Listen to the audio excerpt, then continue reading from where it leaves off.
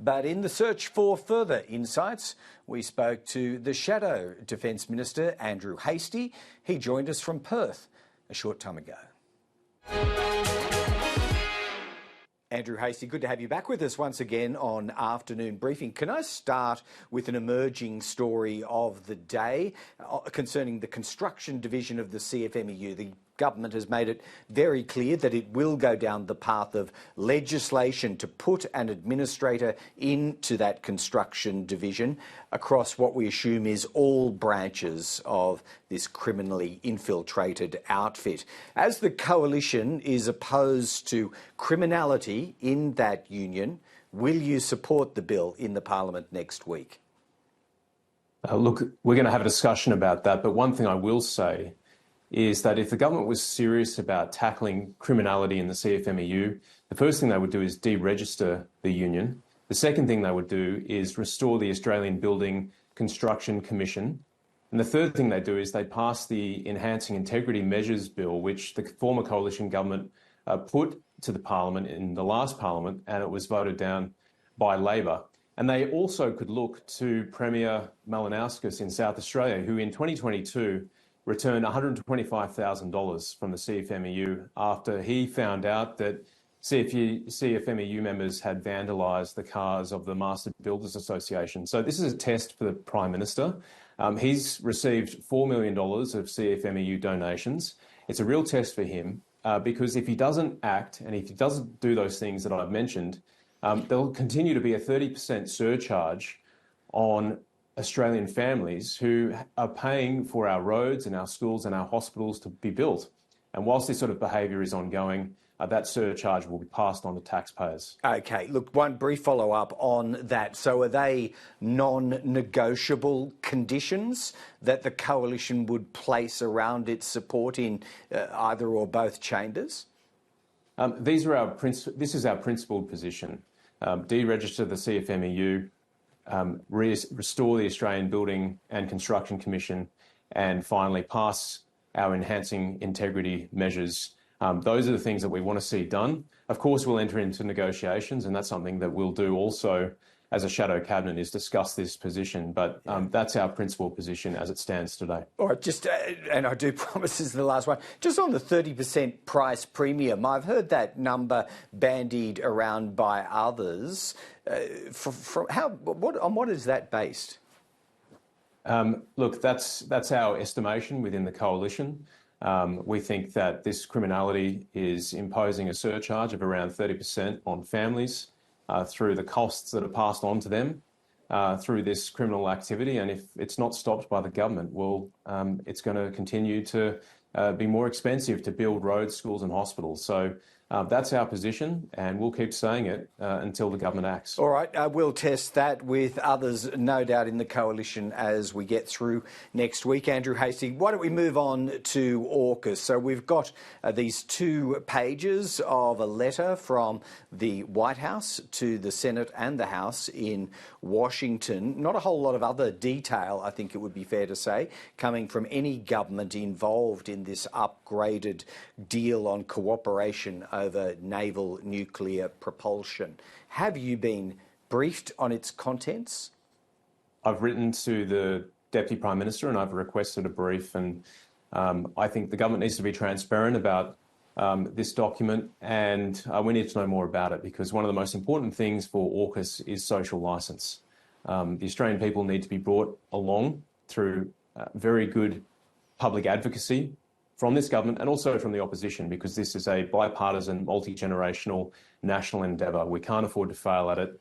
And so we support AUKUS, obviously, on a bipartisan basis. It was the coalition's idea, but where we differ is on the speed of delivery and making sure that it's communicated well to the Australian people. So Richard Marles has said that this document, or this agreement, provides the legal underpinning of the optimal pathway process that was laid out in San Diego.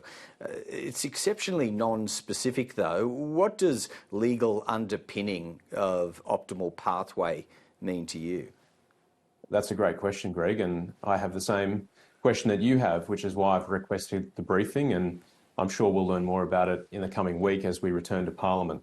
But certainly, I want to reiterate our push for transparency on this. We want to understand what it means for us, for the US and for the UK. It's important to have this conversation with the Australian people. Yes, and look, I imagine you're not really going to be able to address this one, but the other talking point in the 2 pages of Joe Biden's letter is the, quote, additional related political commitments, unquote, that all 3 governments have apparently made to each other. Do you have any inkling about what that might cover? I don't, and I don't want to speculate, so we'll have to wait and see. Will Australian legislation or parliamentary scrutiny in any formal sense be required for this? Again, that's a great question, Greg, and I'm looking forward to hearing from the Deputy Prime Minister. I'm due to meet with him next week, and these are the sorts of things that we'll discuss as we come to understand this new document and what it means for Australia. There is a gaping hole in public understanding of where AUKUS is up to now, Andrew Hastie, let alone where it might go in future agreements and developments across the years. Now, I'll suggest that some understanding might have been aided by the creation of a dedicated joint parliamentary committee that was able to scrutinise these classified, or what may well be, classified agreements. The Coalition helped defeat that. You were once its greatest advocate. Would you now seek to re-enter negotiations with the government to revive it, or is it gone forever? Look, I think the Parliamentary Joint Defence Committee is an excellent idea. It's one I've advocated for over a number of years. As you know, I'm on the public record in support of it. Where we differed was on the composition of the committee, and we thought we should close the door on the Greens as members of the committee. They are openly hostile to AUKUS, to the alliance, and indeed to many of the arrangements that we have with the Americans. And we couldn't agree on that point, which is why, in the national interest, we chose to oppose the bill. Some point down the future, we hope that the government will agree with us on this point and make sure that only parties of government, people who are responsible and who really want to see our national security increased, not decreased, will be allowed to serve on the committee. Might it be advantageous from your point of view to grasp that opportunity for further negotiation now within this Parliament as a hedge against what may well be a bigger and more influential crossbench in a potential hung Parliament? Well, that's right. This is democracy, and we don't know what the composition of the next Parliament will look like. We hope to form government with Peter Dutton as the Prime Minister. But certainly, we think that this committee, the membership of this committee, should be from parties of government.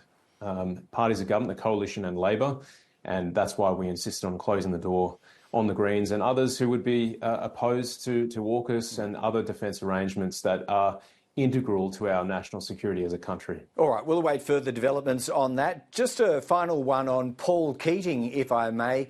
Andrew, the former Prime Minister, made a range of assertions, not for the first time, again on 7:30 last night against AUKUS, against a growing US troop presence in Australia's north, and strongly against any arrangement that might draw Australian Defence Forces or its personnel into the defence of Taiwan against China. Most of all, though, he asserted towards the end that Australia is independently capable of defending itself against any invasion from the north. Can it?